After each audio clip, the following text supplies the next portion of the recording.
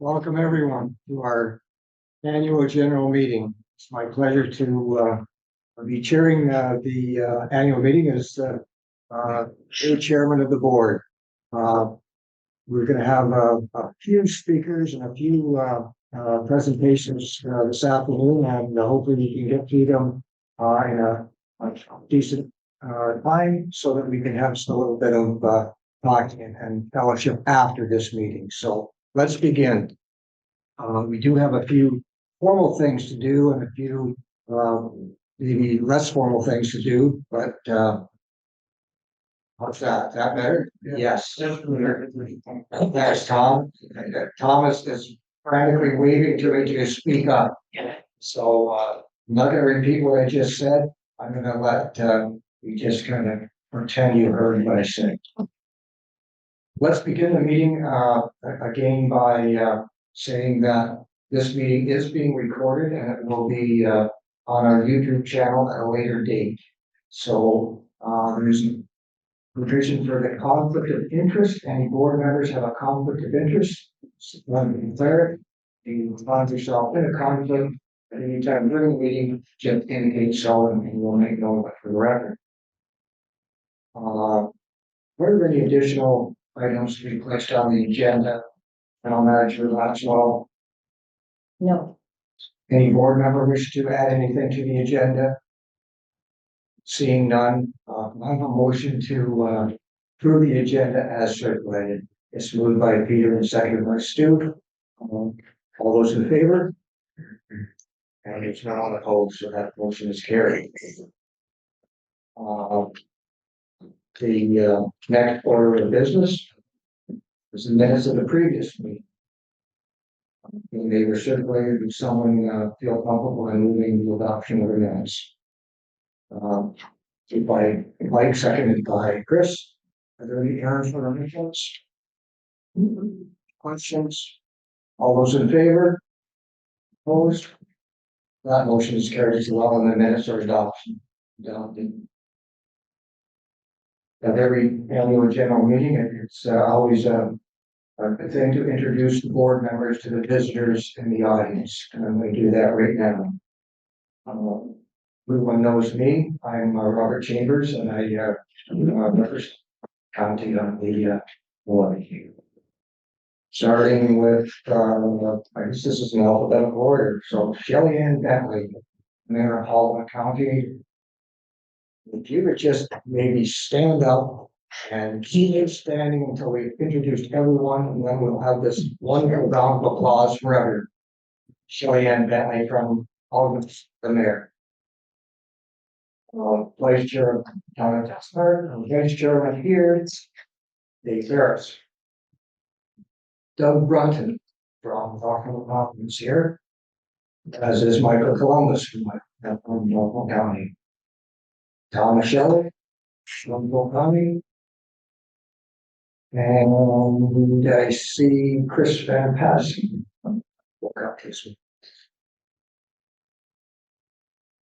Jim Palmer's here, our latest addition to the board from the Township of Norwich, the Mayor of Township of Norwich. Stuart Patterson from Albany County Councilor. Here from Oxford. Unfortunately, Randy Weisler from the Township of Bayham can't be here. So I think she's on the road from vacationing in the deep zone. This is your board of directors. How do you receive it?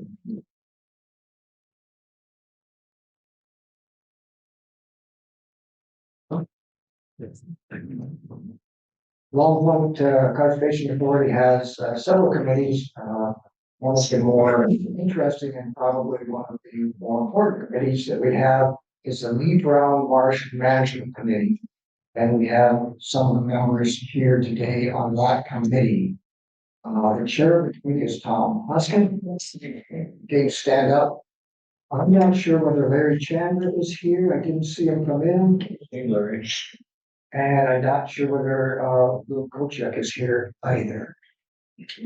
And we do have members of the board sitting on the committee as well. Tom, is there any? John Schultz, on the board. Who you were on her mark. Jim Shelton and just a little bit. Here. Is the marsh manager here? I don't know. There he is there. And just, Tom, would you introduce him? Marsh manager. Yes.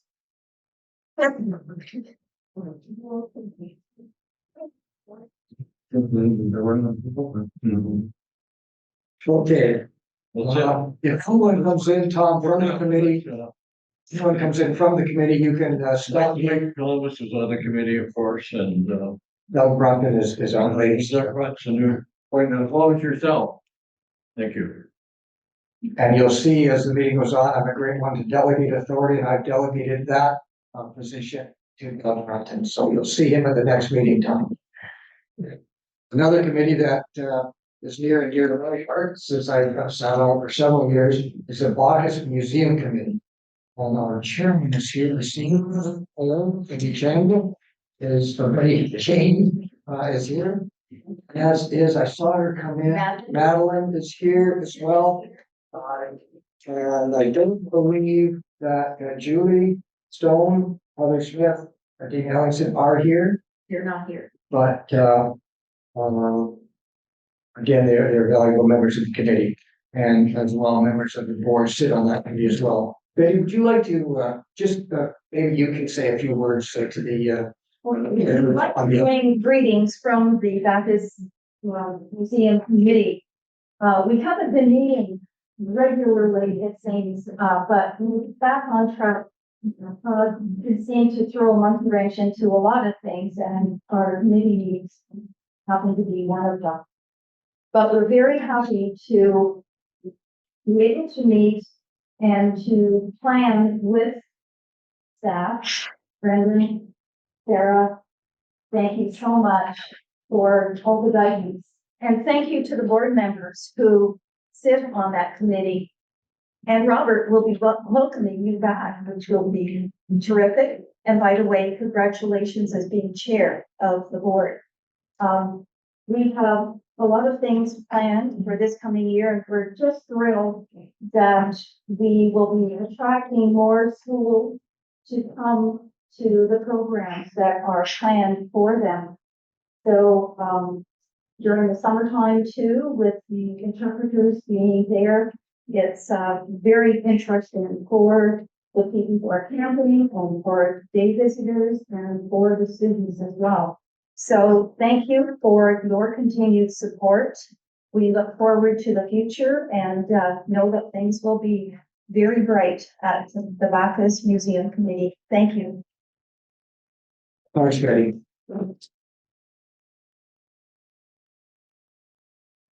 Let's continue with some more introductions, and I'm going to introduce now some of the elected representatives of our partner municipalities.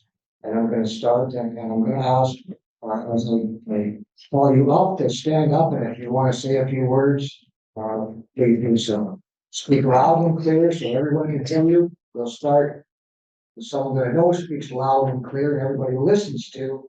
Mayor David Bailey from Grant County. And as you can see, I'd like you, Robert, for another term. But I'm gonna live without him, so you're welcome to him for a little while longer. I bring greetings from the County of Brant. The County of Brant is a good news story. We have all kinds of things going on. We just finished our budget, so that we don't have quite as many friends as we did last week, but we still have some friends. And so I do bring greetings from the County of Brant, and you people are doing a great job. And tomorrow we're having an eco conference in Hereford. Robin got close, and so we're going to be opening some conversation about the river and the conservation area. So if you're not doing anything tomorrow at 9 o'clock, come to Burford. A good time will be had by all. Thank you. Thanks, Robert. And we in Grant County feel ourselves lucky to have a mayor that represents our county so well. Thank you again, David. Thank you. And another David, Mayor David Mayberry from Southwest Oxford is here. I see him right there. Thanks, Robert. Nobody ever actually wants to hear a politician speak. My understanding is the shorter the speech, the better it is. So I'll make this very short. On behalf of the Township of Southwest Oxford, thanks for all the work the Warm Park region does to enhance our environment, to protect us as we move forward into changing weather patterns and all that sort of stuff that's the world keeps evolving in front of us. And finally, I just want to say thanks to Pete Yipma for being such a good board member. He certainly keeps the township well informed on all the activities involved and the public we don't actually acknowledge the people that do the real work for us in the township. So thanks, Pete.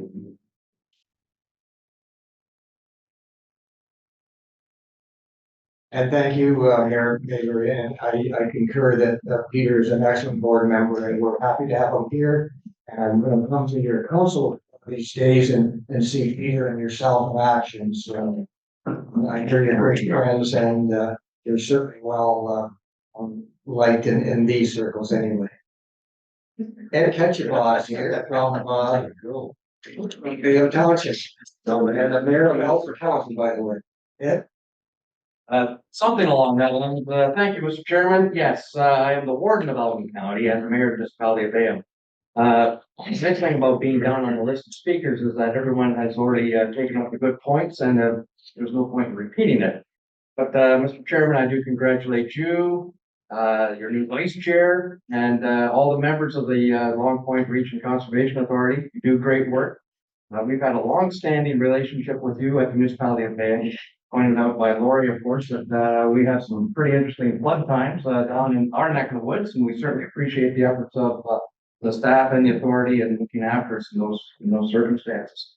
Likewise, we have a very valuable member who serves on your board through Rainey Weiser, and we're very grateful to have her here, although only in spirit today. But we certainly appreciate the work that she does on our behalf. So thank you very much for inviting me, and I look forward to a successful AGM.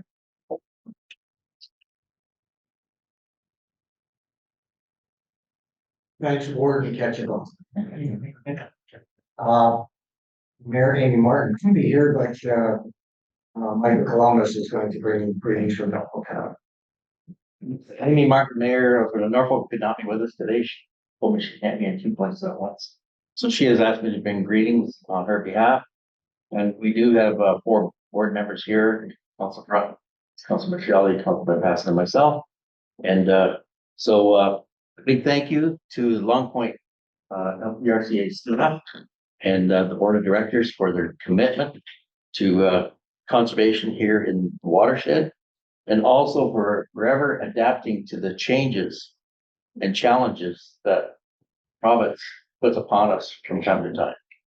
So with that, I just say spring is in the air, and good luck to everybody within the next 2020 for the next 2024 season. Thank you.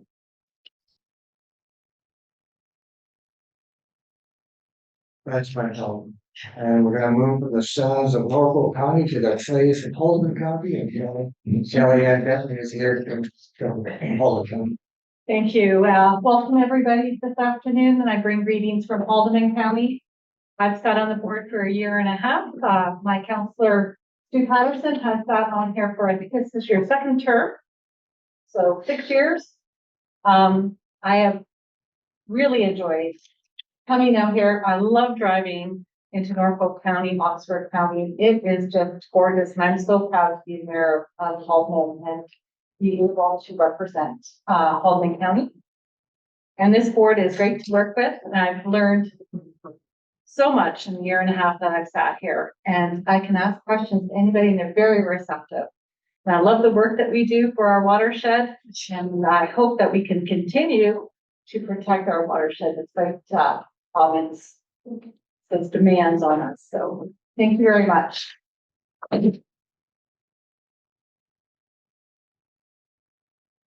you, Shelley Ann. Next, from Norris Township, our newest member of the board, Mayor Jim Hall. So thank you, Chairman Chambers.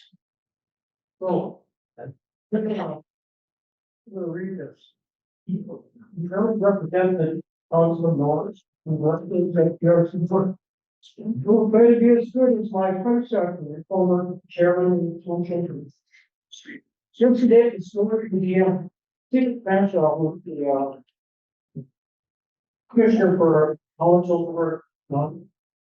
Planning that cluster urban centers, can pop up around areas for agriculture is successful. This statement, this shows how important it is for all of us to do our share, to maintain a good air, good water, and good soil, for relationships and balance. For LPRCA, your cause is noble. The township of Rose is proud to teach. Thank you. Thanks, Mayor Palmer. And last on my list, but certainly not least, the Deputy Mayor of Chelmsford, Vice Chairman Dave Harris. Thank you very much. Mayor Deb Gilbasi is not here today. She's on a much needed vacation. This gal works very, very hard and we're very proud of her for what she does. So she sends her regrets and she's asked me to make a few comments. The best thing I can say has happened to Tilsonburg. One of the better things is that LPRCA has their home here, their office here, and their staff works out of here. Many of the staff members work out of here, and they're a real asset to our community to be here. And Tilsonburg is experiencing not so much of rural growth, but more of an urban growth. And with that, the subdivisions that are coming in the water, they stop making water because we have to have good water. And LPRCA is very responsible for this, and through our planning staff here at the Conservation Authority, they're very helpful in what has to be done for the. If you can't stop growth, if you stop growing, you die. And but Town of Tilsonburg really appreciates LPRCA for being with us. Thank you.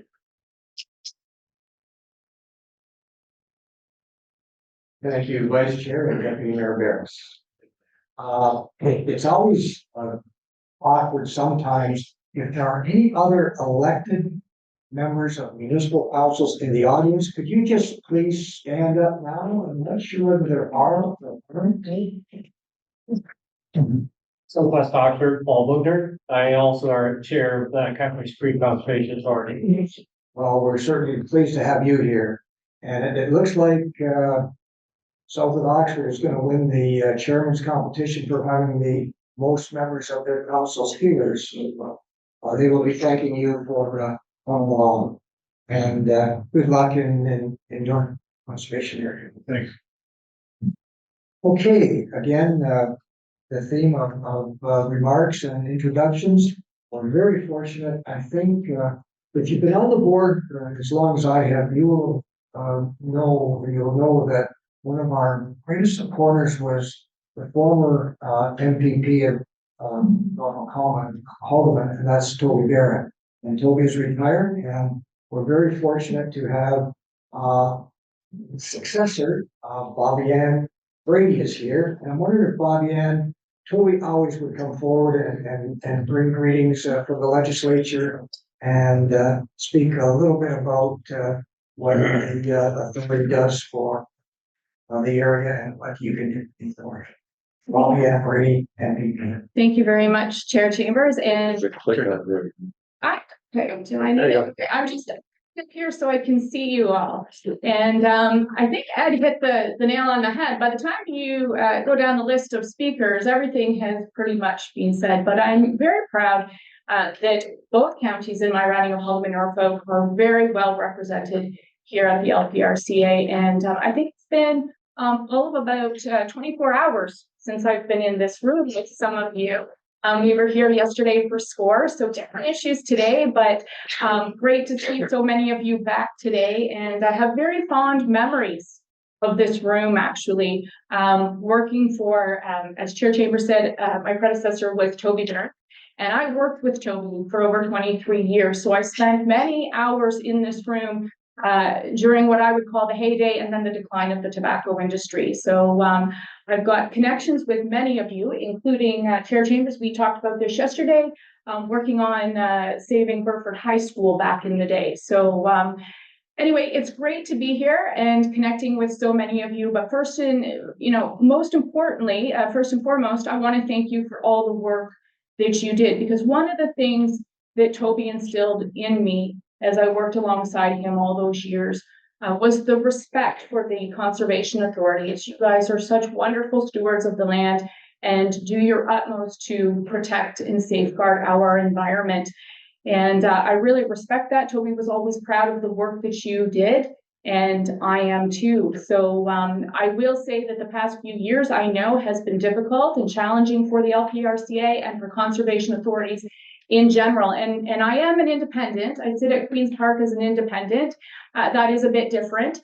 But I do sometimes agree with the government side with respect to the directives that were handed down by the government concerning conservation authorities. I was not in favor of that, and I did speak out against that. So I know that you have many challenges, but you keep putting one foot in front of the other. And I just want to assure you that I am here for you. If you need me to do something for you, if you need to bend my ear about something, I am here. And that doesn't mean that sometimes my office won't call you and ask you some pointed questions. We sometimes do that. In closing, I will say, you must be doing a good job. LPRCA must be doing a good job, because my office gets far fewer calls about LPRCA than I do the Ministry of the Environment. So kudos to all of you who are working so hard to work with our partners in the community and landowners and everyone else. You're obviously doing your utmost to ensure that a fair solution is always found. So once again, I won't belabor this, but thank you so much for the work you do. Keep me working hard. Thank you.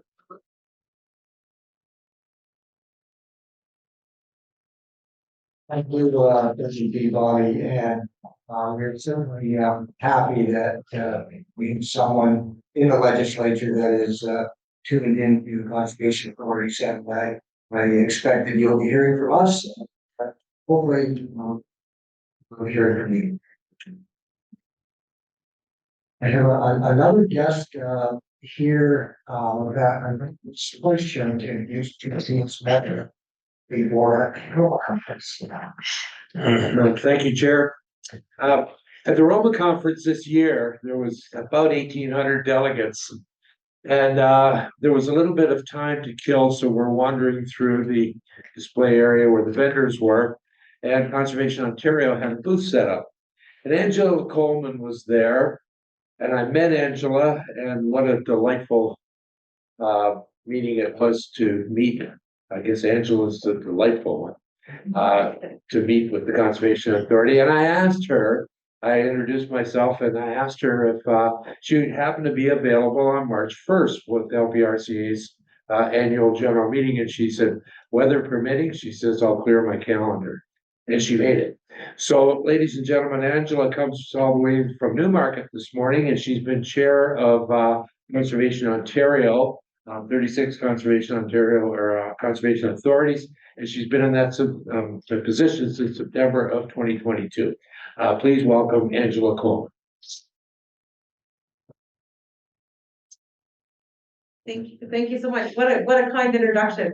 I hope that I can live up to all those kind words.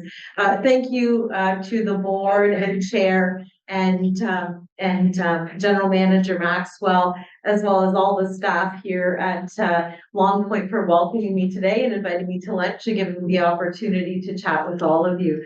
You know, over the years, Judy and I tried to set up a visit. Before I came to Conservation Ontario, I was a general manager like Judy in Eastern Ontario, and we had parts of the city of Ottawa, but we really have a rural area very similar to yours, large land holdings, much like you have. And we really tried to coordinate a visit, but I think we were always too busy. And even today, I've had fantastic offers from staff to show me all of the assets of your watershed.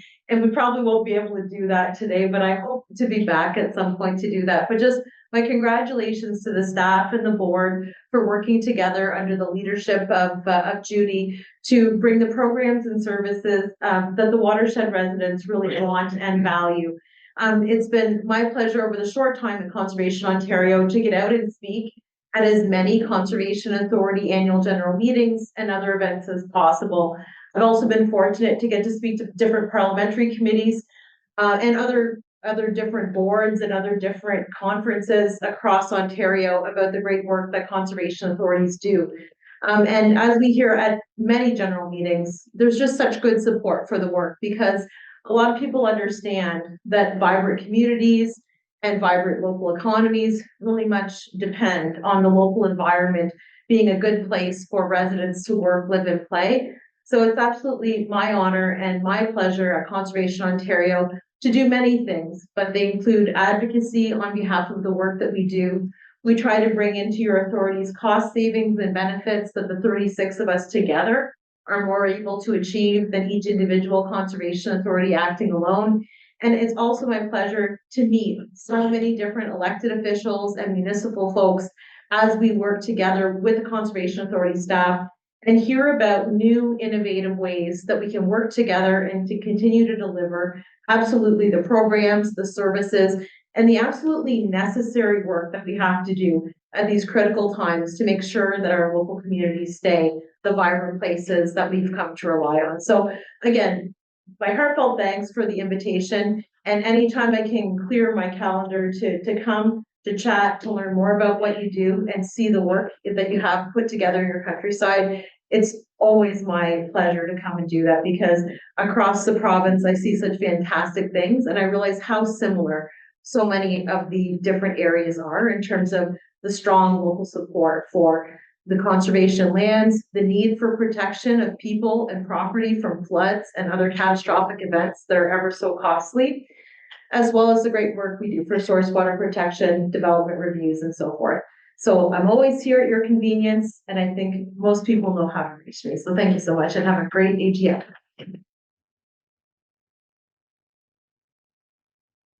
Thank you very much, Angela, for coming down. We certainly appreciate your attendance at our AGM. And I know you're a busy person and with 36 conservation authorities having AGM, you're going to be a busy person in the next short while.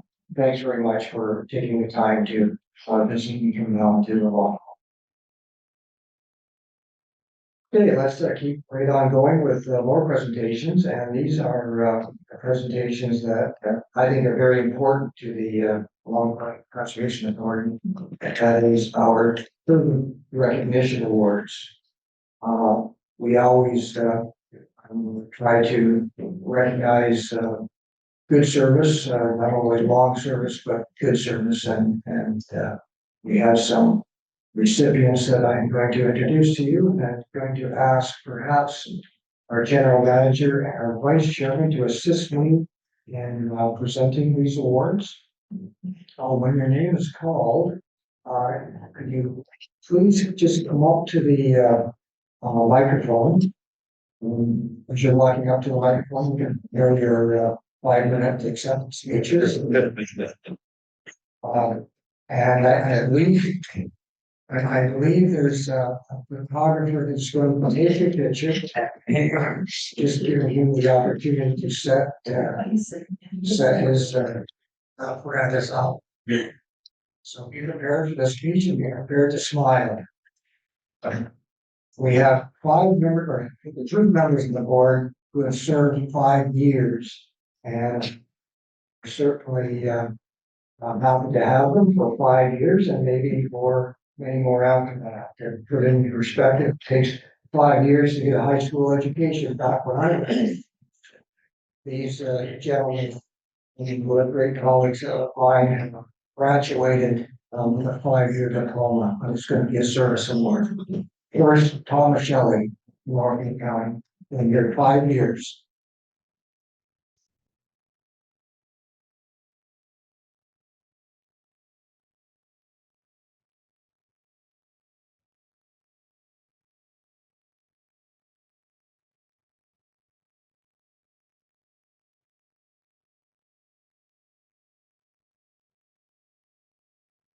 Paul was pretty good for serving 5 years on one of its, and his 5-minute speech was just a matter of thanking myself. Tom, thank you for your service. Next, a woman from Logan County, Stephen Harrison is here.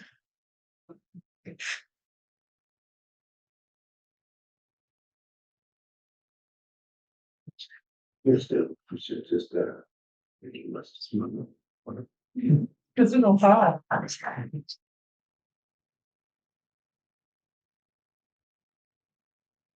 I'll save the 4 minutes and 45 seconds for the next person, but Tom and I just would really appreciate the other part that goes with this, a ball agreement for 5 years. Thanks. We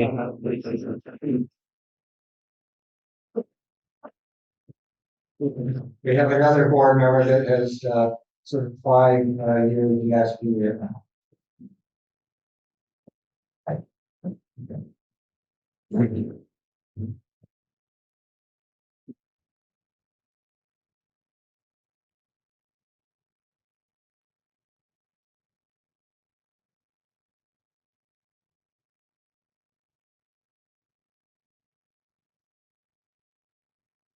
That me to say something, so it's been a real pleasure working with this board and the staff in particular, great job.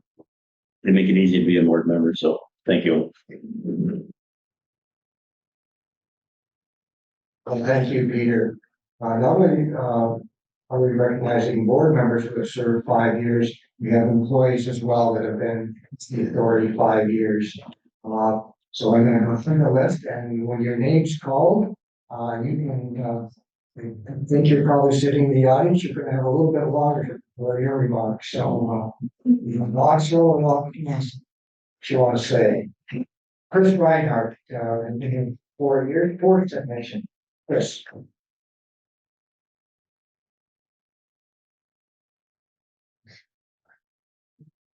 Congratulations. Thank you for waiting.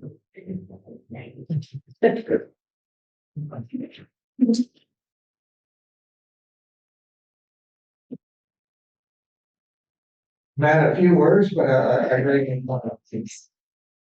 Evan Forbes, supervisor. Now who's gonna take the picture?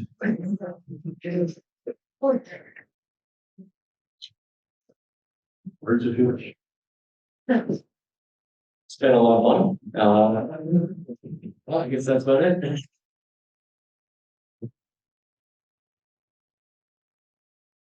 Not only is Evan our supervisor, but he's our photographer as well, I guess. Next, Rebecca Dancy, our supervisor. Rebecca.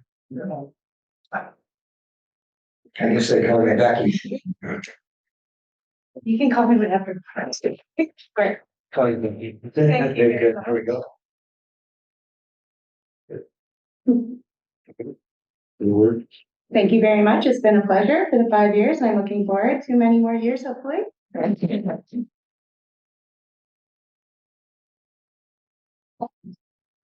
Also, Eric Leduc is here.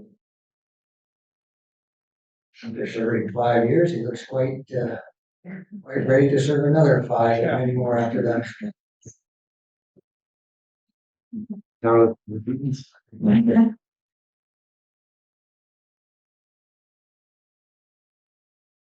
Thank you, Mr. Chairman. I do look forward to 5 more years.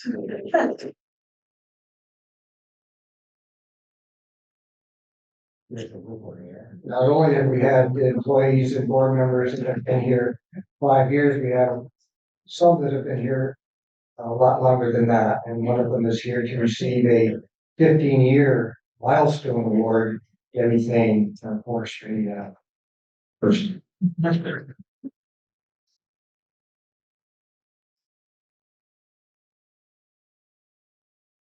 And to put that in perspective, it takes 15 years from pre-kindergarten to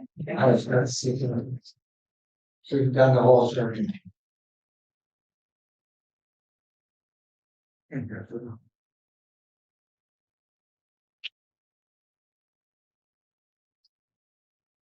Another employee that has been here for 15 years could be with us here today, and that's a Barry Norman on the maintenance. So that concludes our service award recipients. Again, we're so pleased that people do hang around and stick around and do wonderful jobs every year that they're here. And hopefully, let's show our appreciation.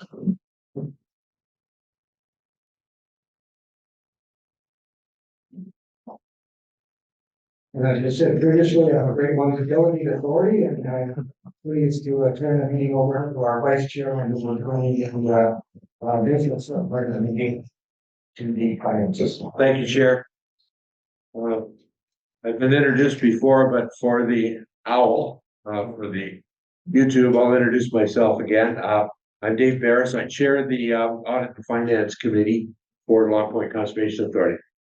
The Audit and Finance Committee met this year on September 16, 2024. At the meeting, Ms. Ashley Denoni, audit partner of MNP, presented the audit plan and a high-level review of the 2023 financial statements. MNP has issued a clean audit opinion of the authority's 2023 financial statements. MNP found that the financial statements present fairly in all material respects the financial position of the authority as of December 31, 2023. The Audit and Finance Committee draft minutes for the meeting held February 16th are included in the board's package. Ms. Didoni, audit partner, has joined us today. If you'd stand. I don't feel that you can come here, but if people have questions, you will take them. Okay. I'm going to read the script. LPRCA's financial statements are audited annually. MNP of London has conducted the audit. LPRCA's financial statements, and once again, she is glad to report that management felt the audit went well. She would like to thank MNP for their services and also extend our appreciation to Judy Maxwell and staff of the authority for all their hard work throughout the year, ensuring the authority remained in a positive financial position. Thank you. The authority ended the 2023 fiscal year in a favorable position with an operating surplus of $1 million compared to the budget amount of $384,798. Positive variances due to capping revenues, timber prices, and bank interest revenues, all exceeding their planned budget targets.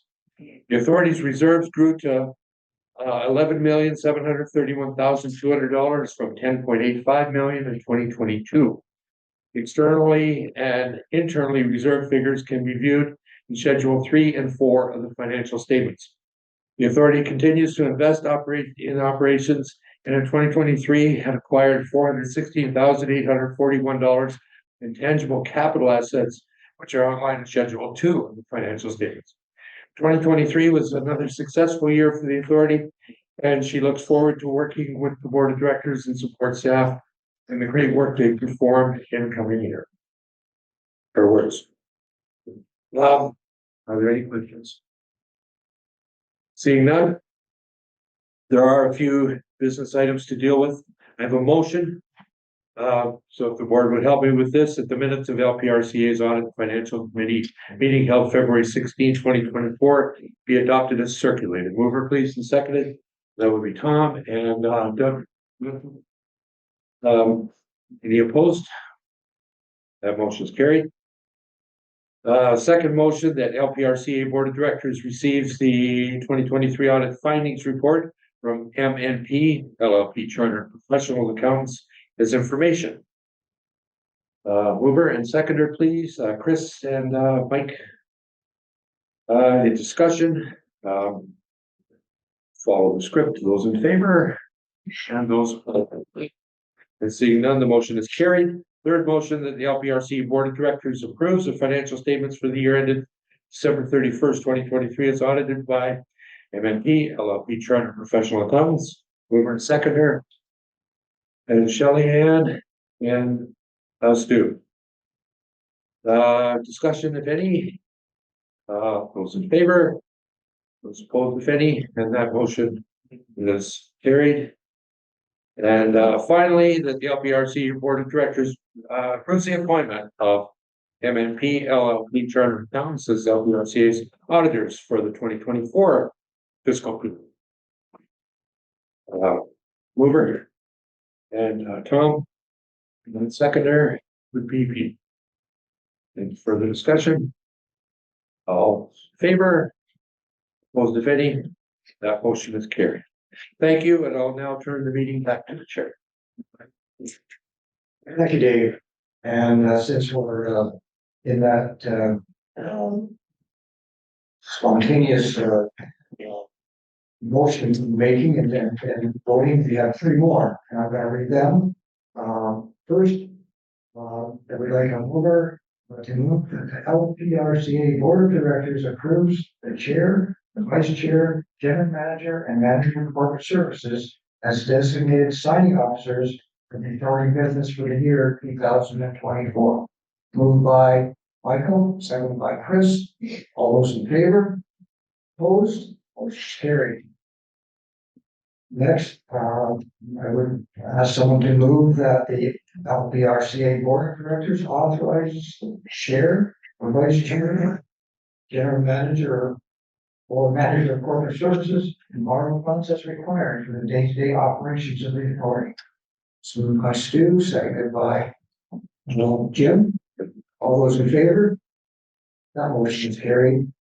And finally, that the LPRCA designates the authority chair as the authority's representative to Conservation Ontario, with the vice chair designated as alternate, and further that the general manager be directed to participate in appropriate committees of the Conservation of Ontario and be authorized to vote in the absence of designated representatives. Someone move that. Peter, seconded by Shelley Ann. All those in favor? It's carried. And that concludes the formal resolutions, and we're going to move right to our general manager, who's going to present the annual report. Sure.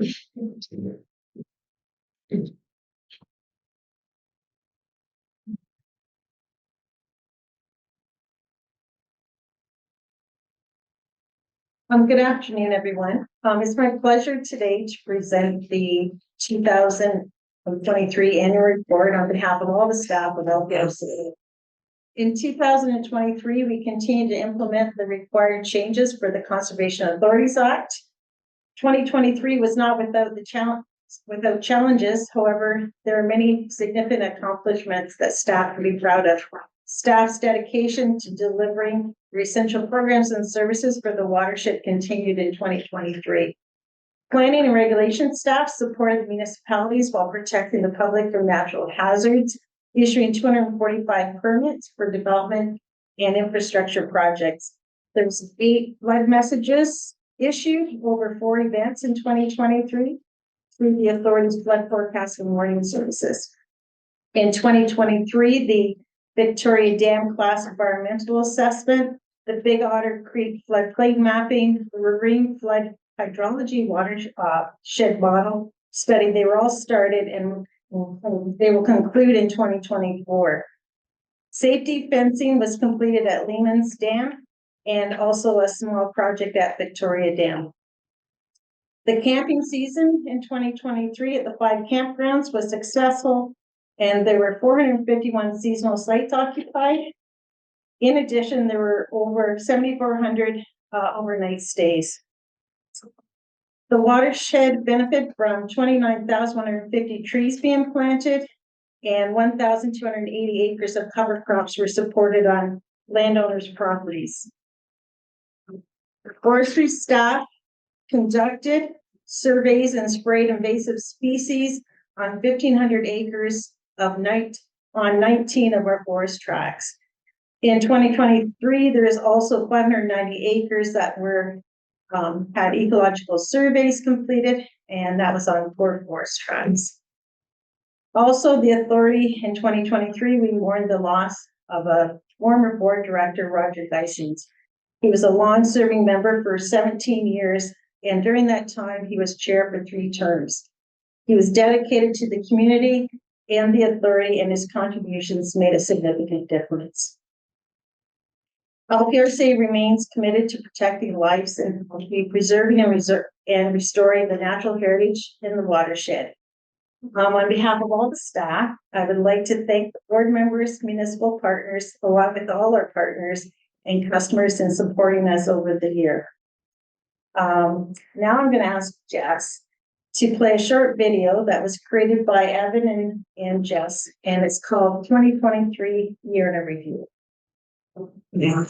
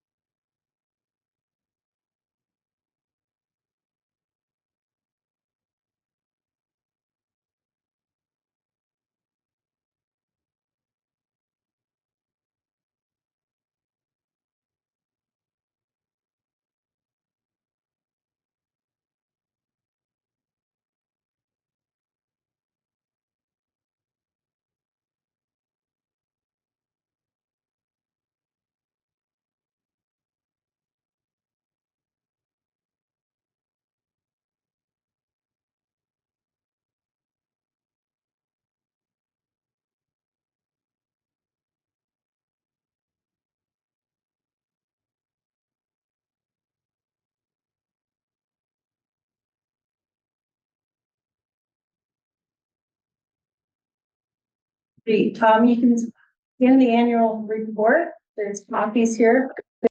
One, and there's some other goodies down there if you help yourself too. And I'll turn it back over to the chair. Thank you, Jane. The next thing on the agenda is the charity remarks. Before we get to that, let's talk about 2023. I wasn't chairman in 2023, but the gentleman that is here was chairman. And I'm gonna ask, the past chairman, friend of mine and a friend of all of us, perhaps if he would like to come forward and give some remarks about, 2023. John Schulten, has retired from, municipal work, and we certainly miss him. And I think you'll see by his remarks that he is an excellent chairman and excellent friend to the Conservation Authority, and just a gentleman in all respects. Gentlemen, I turn it over to you. Thank you, Robert. Just all. I had not expected to speak this afternoon, but you know, Chairman Robert is full of surprises. And he says, as you were chair 2023, you probably should say a few words. And you know, I could do that, you know, split the, just a word to you. I remember when Robert Mayberry became ward to Knoxville County several years ago. And in your introductory speech, you said, you know what? And you looked at the board secretary and you said to her, I'll only be as good as you are, because you will make me look good and I won't if I have to do it on my own. So Dana, I gotta thank you for being a wonderful board secretary. And all the chairs and vice chairs have enjoyed your help and all the work you do for us. Fantastic. So I'll start with the board. We'll start with the board. The board, and I'm just going to talk about 2023. I'm back 9 years, but I'm going to take it long. So 2023 was a wonderful year. You have been an amiable board. You've been easy to work with. Productive meetings, timely meetings too, right? Got everything done that we need to get done, and moved the LPRCA forward.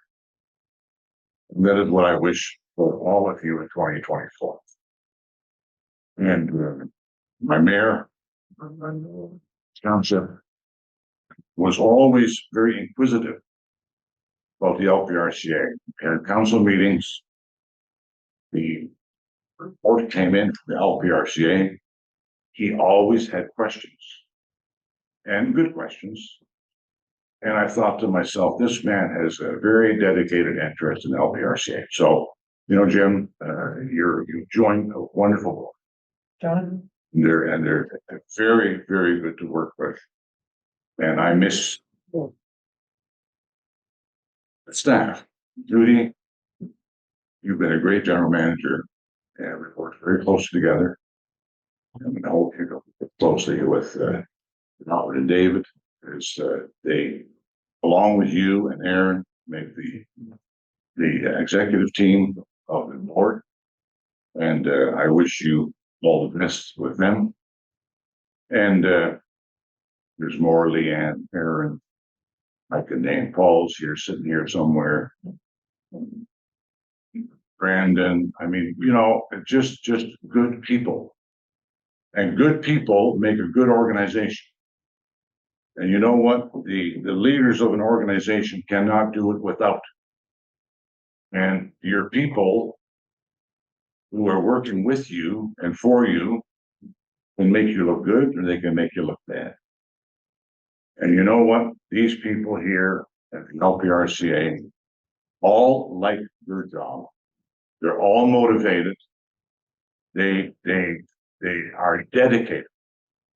And I'm just going to read for you a little bit, which kind of sums it up, because there is this nice annual report from 2023. And actually, I wrote the chair's message, again, with the help of staff. And it says, as I announced my retirement in 2023, I would like to thank the present, past and present board of directors with whom I have had the opportunity to serve alongside. It has sincerely been a pleasure to do that with all my. With the combined efforts and dedication of the board and our outstanding staff, the authority has facilitated work that has made substantial impacts on our watershed that will live on for years to come. Thank you very much.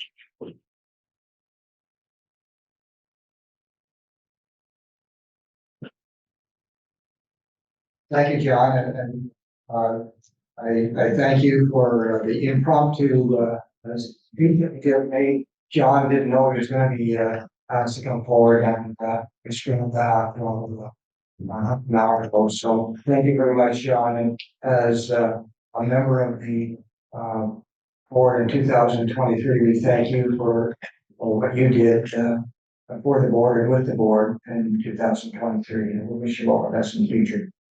Thank you. And it says here, chair's remarks, and I learned a long time ago that, actually, a wise politician once told me that if you're the chairman and you're making remarks, everyone is looking at you, and if you're nervous about it, you have to do is divert their attention. So, Paul Gagnon, would you come forward and stand by this map right here?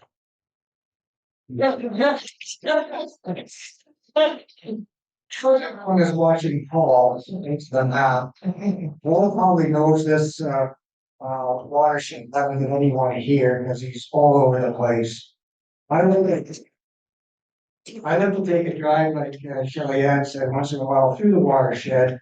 I'm going to take you all on a little drive through the watershed, and Paul is going to point out where we're going. So the most striking thing about Long Point Region Conservation Authority's watershed is the length of the shoreline of Lake Erie. There's a hell of that watershed is maybe one of the least populated areas in in southern Ontario. That is the point itself. And if you know anything about climate change and things that are happening, wave action and the shoreline is dynamic and things are changing all the time.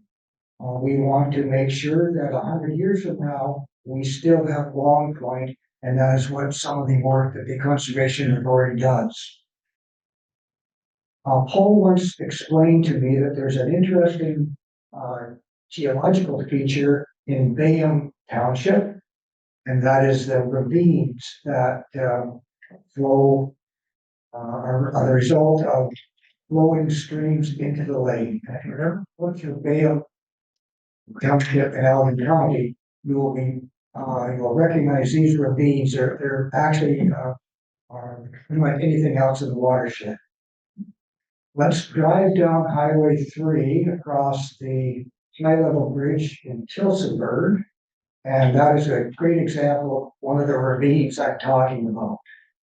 And let's go north from Tillsonburg into southwest Oxford.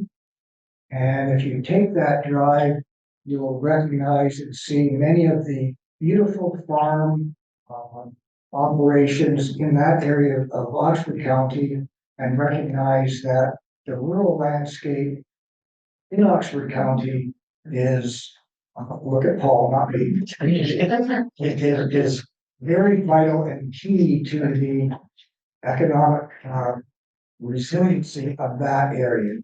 And without economic resilience, we would be in not so good shape. So let's keep driving and go into the Fort Norwich Township. And you will see perhaps a different type of farming operation, and that is the Mennonite community. And you'll recognize that, if you, given I'm sure you all have, that you'll recognize that the soil and the land is sustainable to everyone in sometimes very simple ways. And it's so important to preserve the integrity and the soils of the land. take a look at what the Mennonites do with what they have. You'll see how the Mother Earth with God's grace provides for them. Now, once we pass north, we're gonna move to my part of the country. And one of these striking features, there's things right on it right now, that's the Hatchley Swamp. In 1979, a tornado went right through the Hatchley Swamp, and it was just like a star across the landscape.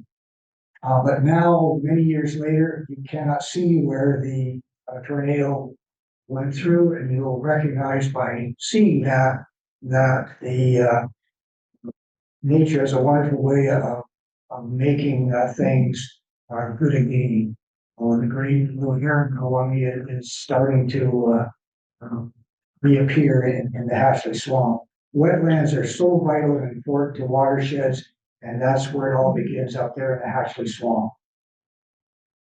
Let's come back south into Norfolk County, and everyone that knows anything about Norfolk County would know that without conservation and without stewardship, the landscape, the sand in Norfolk County would begin to declaze and halting the county through wind erosion. So what the people the people that live in Norfolk County, and through the help of conservation and those kind of things, made Norfolk County into one of probably the most important food growing areas in Ontario, if not Canada. And that doesn't happen by chance. It's through the hard work of the people that have settled there and live there and take conservation very, very seriously. And we have to drive into Holden County, driving into the heavier soils. And the thing I like about Holden County is if you take your fishing pole there and you go to the Sandust Creek, you can maybe catch some of the very famous Holden County catfish that live there. And you'll recognize that even in some of the slow moving waters of the watershed, life is sustainable, and we all need catfish, and the catfish do their part in making watershed a good place for not only people, but for flora and fauna to live. And I think that just about concludes my tour. And I would thank Paul for his direction. And as you watch Paul walk back to his seat,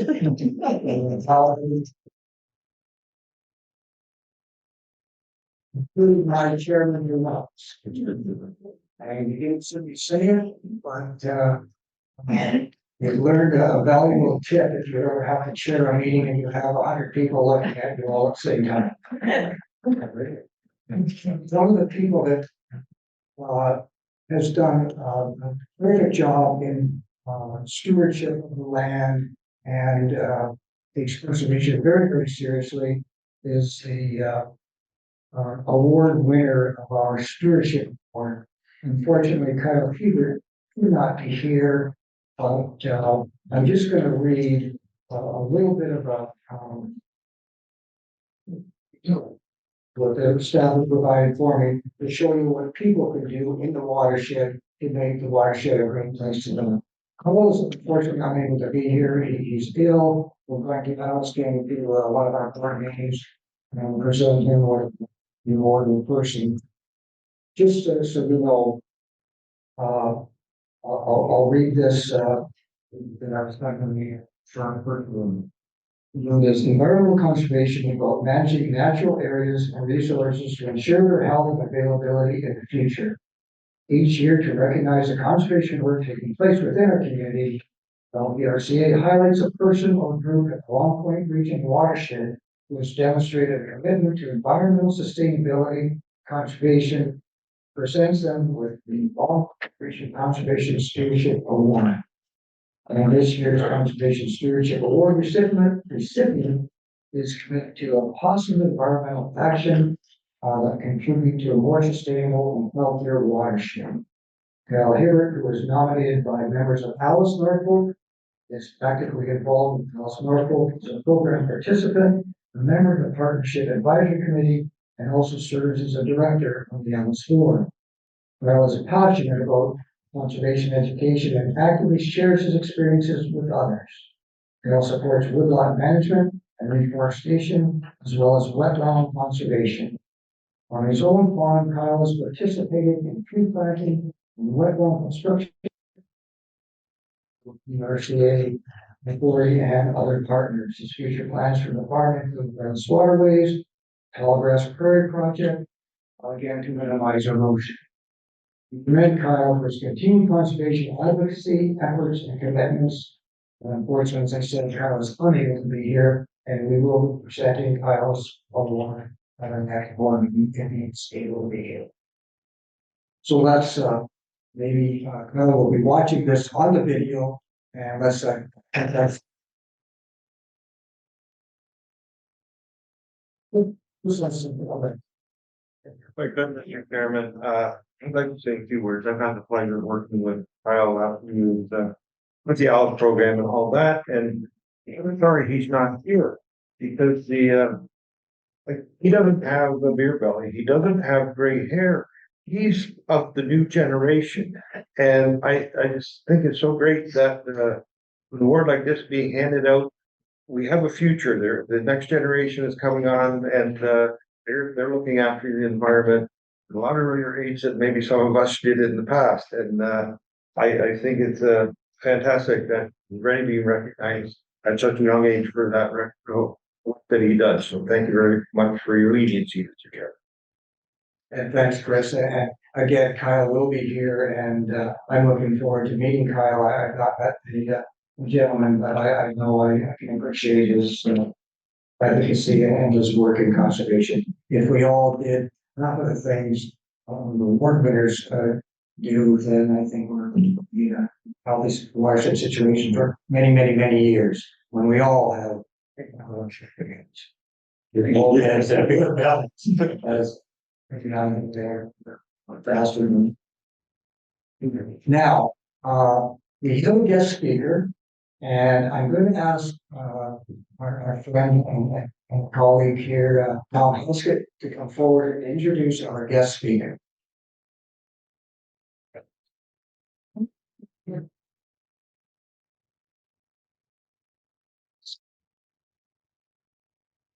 Thank you, Chair. So great to congratulate you on your appointment to chairmanship. It's a very responsible position.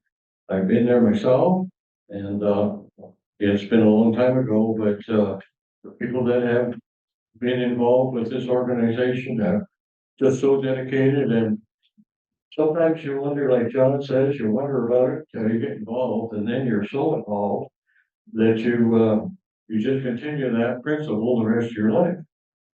And thank you, all board members and all staff for the wonderful support that you give to the Lee Brown Management Committee. It's a very dedicated committee, and we're certainly pleased to have change in board members. But we're very appreciative of the ones that have served and been so dedicated. And I know that yourself and our Doug, our new appointments, are going to serve well. You're all like thinkers. We're all there for the same reason. And I won't take a lot of time to talk about the Brown work of last year, but I will go on to speak about the Leighton and Freddie Brown Scholarship Award, which is a prominent part of the Lee Brown Management Committee, where the award this year is going to a special person, one that we should be. I am very proud to be here to introduce her. And she is a recipient of our Leighton and Freddie Brown Scholarship Award. She received the award in 2009. And the Leighton and Freddie Brown Scholarship winner that year, I believe we only gave one scholarship that year. Over the years, sometimes with the funds that are setting in an account and invested, we gather interest, and if we can give two awards, we do. But this particular one was, a single scholarship, Emily DeCoe. And, the, Emily was the single one to receive it that year. And, I just want to give you a little bit of background. The Leighton and Betty Brown, scholarship was assembled by funds that were put in by the hunters of from the marsh to, respect the work and dedication that Leighton and Betty did towards managing the marshes, the Lee Brown Marsh, and to conducting the hunt and, looking after the hunters. So this is a scholarship that, we give them annually. And, the scholarship, goes, to a person that is, continuing their from their secondary education. They're going to have a career in conservation and environmental, related fields. So certainly our scholarship, went to the right person in this regard. In 2007, the scholarship, since 2007, the scholarship has been, annually presented by the Lee Brown Management Committee. And, since that time, to date, we've presented 33 scholarships. And, we're here to, hear of some of the, results that have been, from the benefit of those scholarships going out to students continuing their education. The Emily DeCloet is now a agronomist specialist with the Ministry of Natural Resources and Forestry and surface water monitoring at the Surface Water Monitoring Center. Emily has a Bachelor of Environment Studies in Geography and Environmental Studies.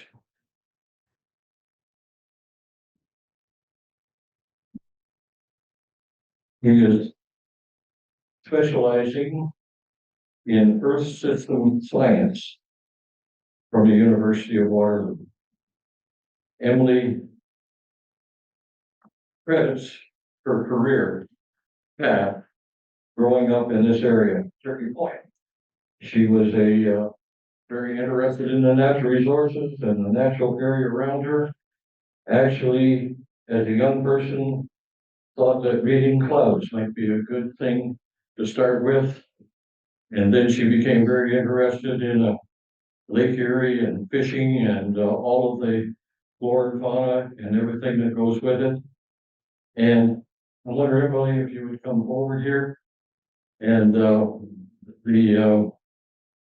and Emily's time, she is going to be speaking to us on the subject that's very familiar with her. And it begins with, she's going to present, along with her story front here's a small drop creates big ripples. She is great at dealing with pure water. And a great man once said, we either learn to manage our water and our resources and have clean water to drink, or we learn to take muddy water and treat it and get the toxins from it. Emily is protecting that from us. Thank you, Emily. We're sure proud of you. And I think all the members here and all the people here are very proud of you to think that we were able to help in a small way to give you not only a bit of funds, but I think, gentlemen and ladies and gentlemen, the encouragement that comes from this scholarship fund creates a lot of enthusiasm with young people to go on and deal with things that help our environment. Emily, would you come forward to presentation?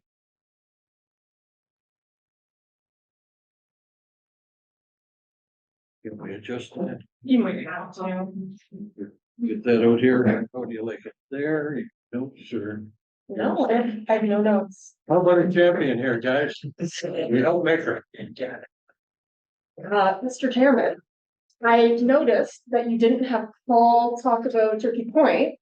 And as eager as I was for Paul's interpretive dancing, for my hometown, I had a feeling you knew I was gonna talk about it, so, thank you for that.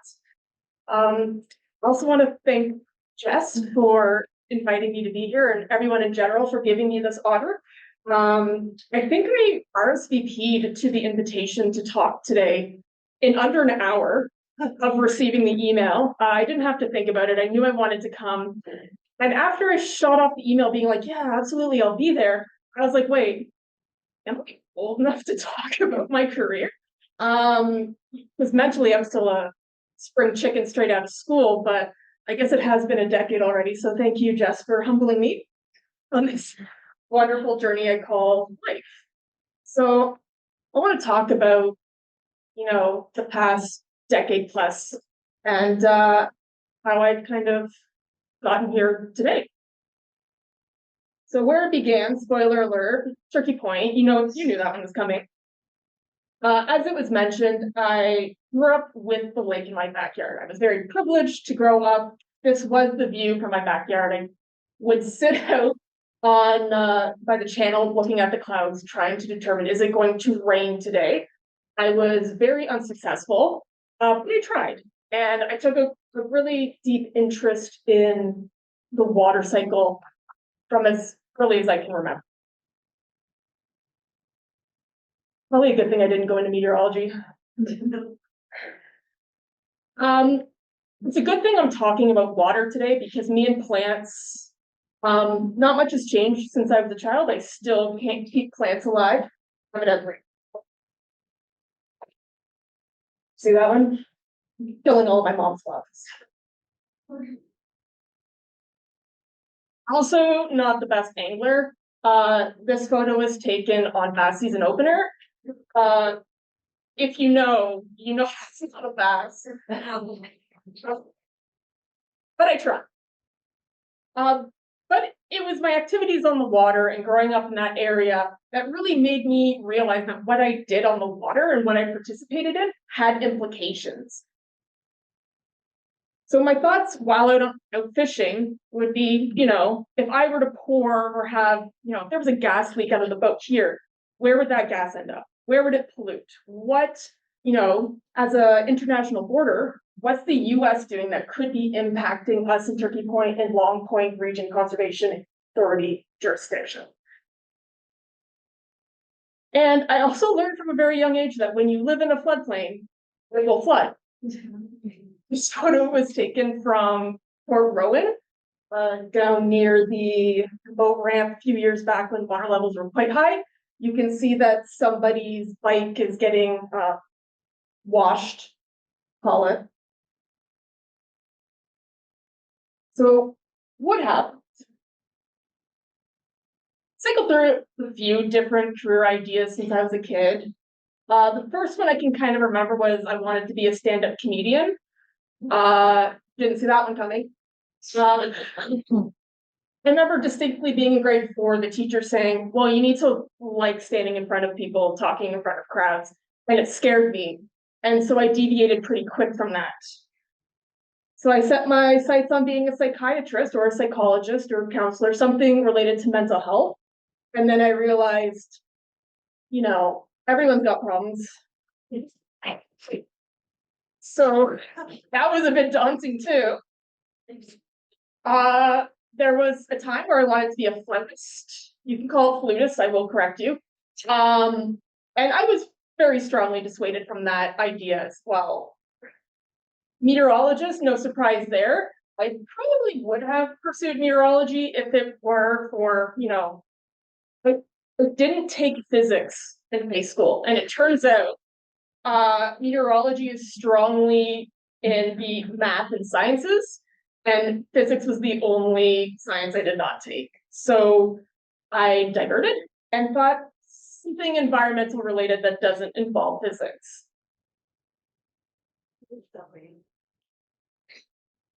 So this is, I've got a few of my favorite quotes in here. This is one of my favorites. Let you just kind of think of it, have it in the back of your head on your own time. So eventually I settle on geography and environmental management at the University of Waterloo.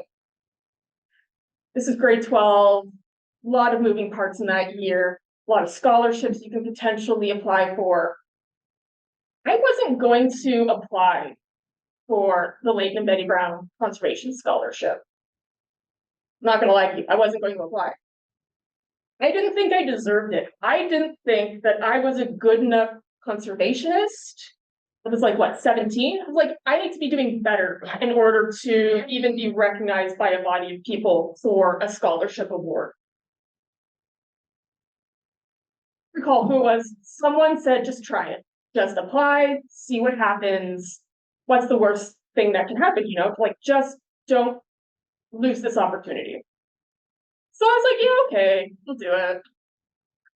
Spoiler alert, I won. I was one of 3 who won in 2009. I would like to think that, you know, I was the only one, but these other 2 also had some great accomplishments. I took a look. The gentleman, Matt, he's now in British Columbia, it appears, doing fisheries work. And the other young lady that was a recipient that year, from what I can tell, has finished her degree in environmental resource studies and now either works, owns, or operates a dog kennel. So love for the environment is obviously manifested now in her love of animals as well. So individuals who really care for the environment still doing amazing work. I also learned some lessons from this whole, I wouldn't call it debacle, but situation. Amazing things happen when you don't hold yourself back from your own success. And so often it is ourselves who hold ourselves back. And when you compare yourself to others, you just steal your own joy and your own happiness. Your contributions, no matter what they look like standing next to someone else's contributions, are still contributions and they are still worthy of that recognition.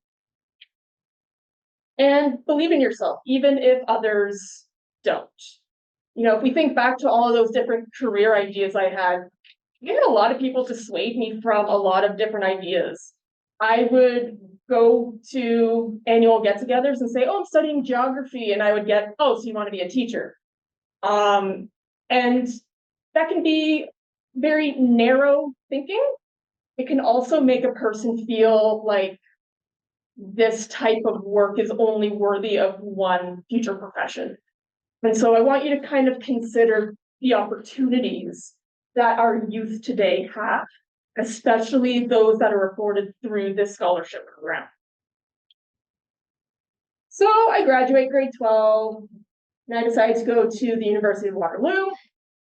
I get my honors Bachelor of Environmental Studies in Geography and Environmental Management. Took a lot of courses in physical geography, human geography, not quite my thing. So I get that Earth System Science specialization. And while I'm there, I also get a diploma in ecological restoration and rehabilitation. So you're probably thinking, Emily, at this point, you're probably, you got enough education. Like that's a lot. Well, I decide to apply for a master's degree. I get accepted into Canada's first Masters of Climate Change at the University of Waterloo, in its very first year that it's being held. But wait, there's more.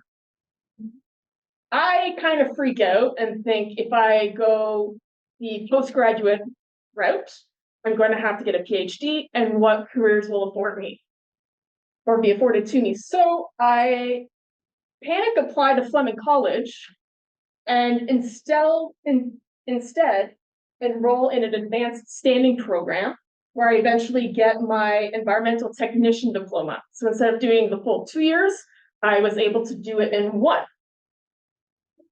Reason I did that was I figured to myself, university gives you the book smarts, college gives you the hands-on, together, surely I'll get employed. I did. Once I, got out of school, straight out of college, I get permanent full-time employment as an environmental consultant in the GTA. And I think amazing, I have made it. Until we went bankrupt about 8-9 months later, and I lost the job. Couldn't get another job, so moved back home to Turkey Point area, where I then get a job as a field technician for the Ontario Area Resources Corporation. They were situated at Burlington, and in that role, I was all over the province, which meant couldn't really live anywhere because there was no really home base. So for the first few months, I commuted every day from Port Rowan area to Burlington. And then when I was on the road for the rest of the summer, I would go up on a Monday and come back on Friday. That was about an 8-month contract. From there, didn't really get another job in the environmental field. So get a job at the front desk in the Norfolk Fitness Center.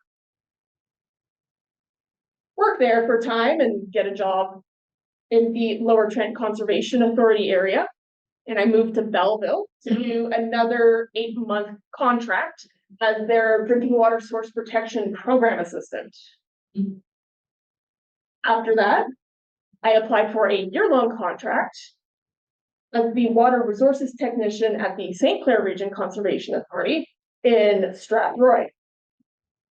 This was advantageous because the person who was above me, the water resources role, was looking at retirement. So I was positioned nicely to move into his role, which I did about 2 years later. Now you're thinking, Emily, you didn't mention your current role, and that's probably the most exciting part of the career story. But until we get there, I just wanted to show some cool things I did along the way. I went to the Conference of the Parties on Climate Change in Copenhagen, Denmark, COP15 in 2009. I volunteered at Bacchus while I was unemployed. My brother was visiting from the Yukon and I wrangled him in.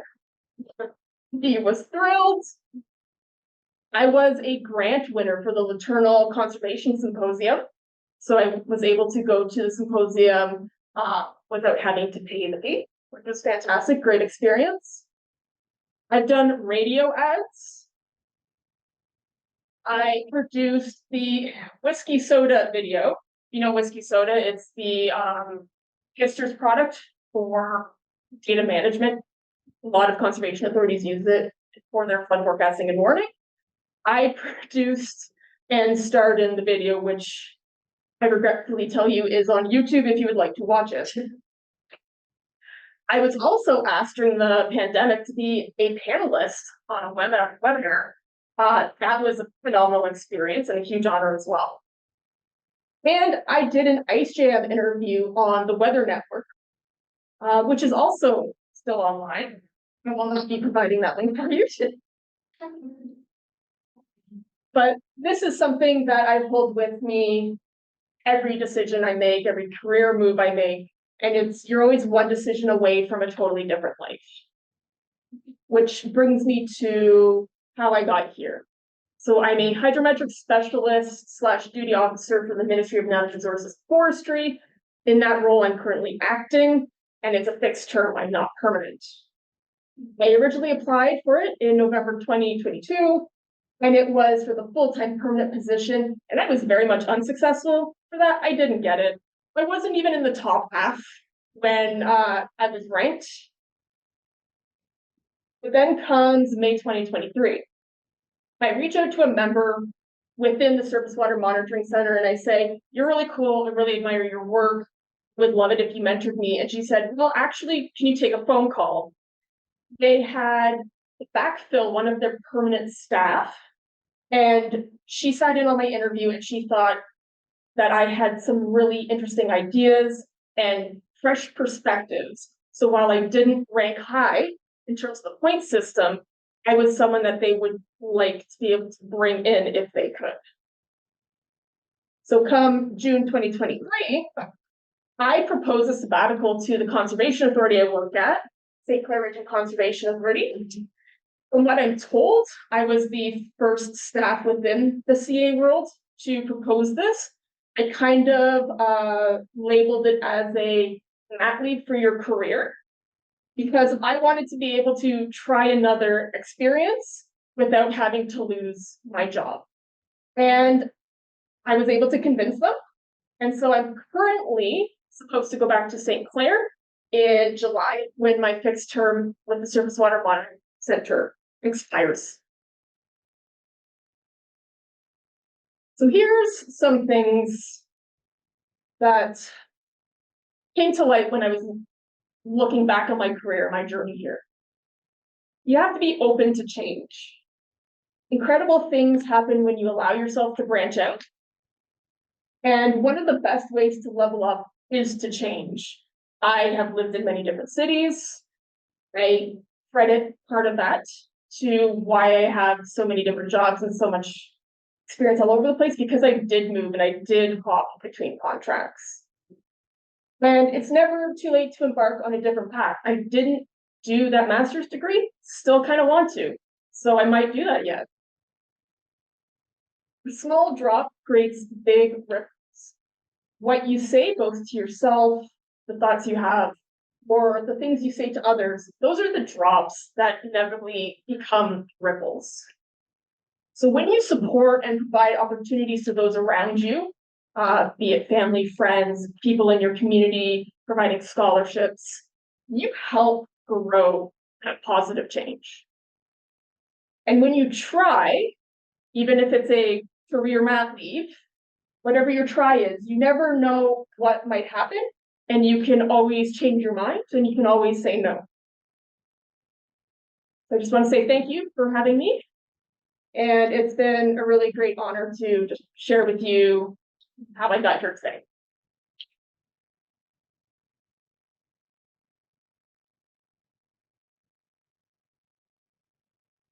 Token of appreciation. Thank you very much. Your career is just beginning.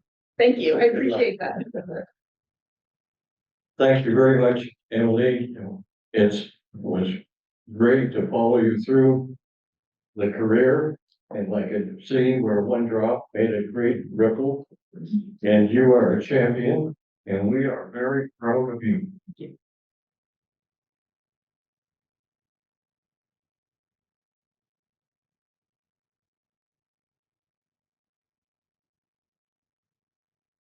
Let's carry on. Now that you're all looking at me again, that same wise politician once told me that, the best thing to do if you're chairing a meeting and you have nothing else to say is to adjourn the meeting.